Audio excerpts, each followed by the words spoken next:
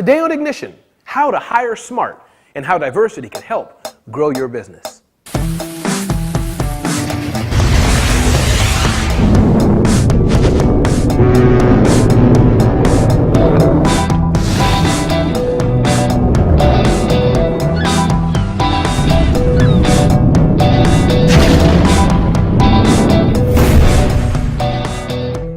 Hi, and welcome to Ignition. I'm Ellis Friedman. And I'm Ramon Ray. Ignition is a weekly show where we talk about issues that can help you grow your business. So my question is, Ellis, what are we going to talk about on this week's Ignition show?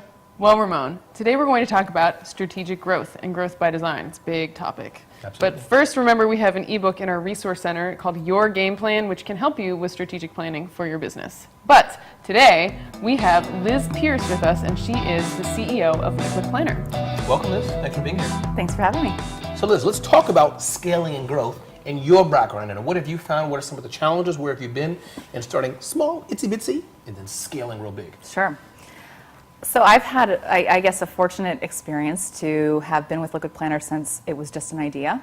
So I started working with the founders back in 2006 and have been with the company since its first incorporation to initial product launch all the way to today, where we're about just under 70 people. Okay. And did you start as CEO? I started as the marketing contractor. Wow. They were paying me hourly for advice. And it was only a few hours a week in the early days, and then quickly became a full-time position as director of marketing, then to VP of marketing and sales and COO, and then CEO about 3 years ago. Wow, I kind of want to give you a sisterly fist bump, but I'll refrain. Should we? There you go. All right. I'm left out now, but that's okay. Yeah, well, Ramon, you'll live. Okay, so why don't you tell us a little bit about the growth aspect of it and going from so few employees to a lot more? Where did you start? It took a while. It didn't happen in a week? It was very slow at first. Yeah. When we started, we had just a handful of engineers and me, part-time, and the big focus at the beginning was the product. You know, what is the right product to build? How do we break into our market? How do we differentiate ourselves? And that was really the focus of the business for the first 5 years.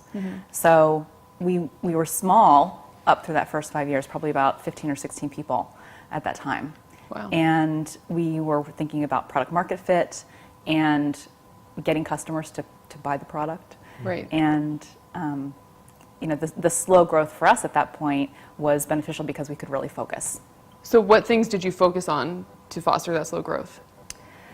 The big thing that we focused on was getting feedback directly from users of the product. And you know, I did part of that myself. People on the product team, engineers, customer service people, everyone was really actively listening to what people were saying and how they were using the product. And we would then turn that around into improvements to the product in our next iteration. And then when do you find that you have to grow? Meaning, I'm curious the journey from going from 10 people or so to 70. Can you compress that? How did that happen and why? When did you realize that we have to hire 20 more people or 10 more people, or maybe you grew slower than that? Can you talk about that process for others to learn? They have 5-person companies. When do they know that they need to go to 100 or to go from 5 to 50? How do you? Sure. You know? I think it comes down to mostly a question of capital. Okay. You know, how much money can you invest in hiring?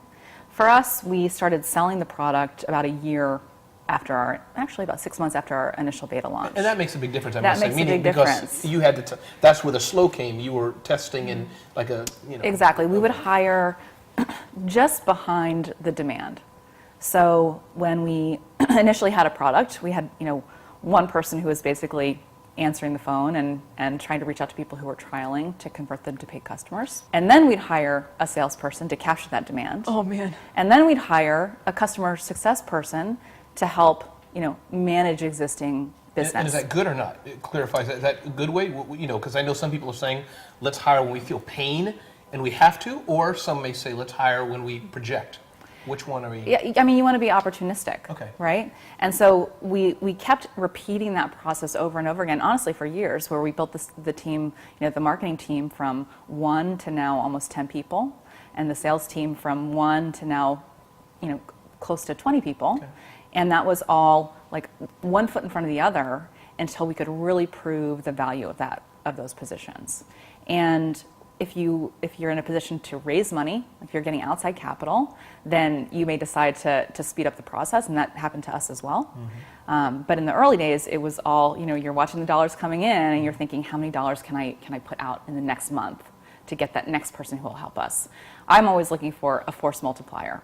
What role can I fill that will force multiply the person doing the job before? Okay, so why don't we talk a little bit about hiring? So how do you hire strategically to foster that growth? Because if you screw up and don't hire right, It's going to then cost you you've a lot hired more money. 3 people, 5 people that you shouldn't Sure. have one. So Sure. I mean, everyone should expect to screw up hiring at some point. okay. There's not a Yay. scientific formula, right? Right. And we make mistakes hiring, and those mistakes have to be corrected sometimes. I think that in the early days, I was always looking for people that were more generalists than subject matter experts in a specific aspect of a field. So I would hire a generalist, well, I was the first marketer, hire a generalist marketer, which I was, that could, do a little email, do a little social, do a little PR, do a little branding, and then over time think about what aspect of that function in the organization could be fueled fastest by another person. So for example, now you may have hired an SEO expert. Sure, yes. Or something like that. Our first hire was actually someone to work in social. Got it. Because we were all about awareness and connection in the early days. And then the next person was SEO and the website. So, you're scanning the environment for opportunities where one more hire will exponentially change the trajectory of whatever that area's metrics are. And you may have answered some of these questions in what we've talked about before, Liz, but what's interesting to me is the dot-com boom or bust, whatever you want to call it, where companies are hiring massively. But talking to small business owners, should they feed into that? And I'm not trying to set you up to say no, but should they feed into that, meaning where you want to hire quickly, you want to scale quickly, but yet then you're thinking, maybe I should slow down. Any pros and cons to what we're seeing in the mass market with Google or Amazon, hiring huge amounts of people and then letting them go maybe a year or two later? It's really a business model question. Okay. If your business depends on a network effect, where you have to grab market share quickly in order to compete against other players, then you probably do have to hire more quickly and staff up more quickly. In a business like ours, which is a software as a service business, we have to think about the customer acquisition cost in relation to the lifetime value of that customer. And so you're targeting a certain ratio, and when you have achieved that ratio, that is really a signal to the business to invest more in acquisition, which means hiring for growth. Got it. Okay. Liz, thank you so much for being here. It was excellent. Thank you, Liz. Appreciate it. Thank you. It was really fun. And don't forget to visit our resource center for the ebook Your Game Plan for more strategic planning for your business. And thank you for watching The Ignition Show. We can't wait to see you watch the next episode the next time we air. Thank you.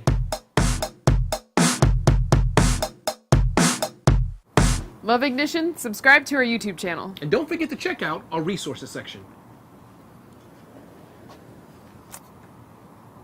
That's a space needle. Cool. Yeah. Sort of. A needle of space. I mean, the top looks like a needle. That is true. Or a corner of the cob.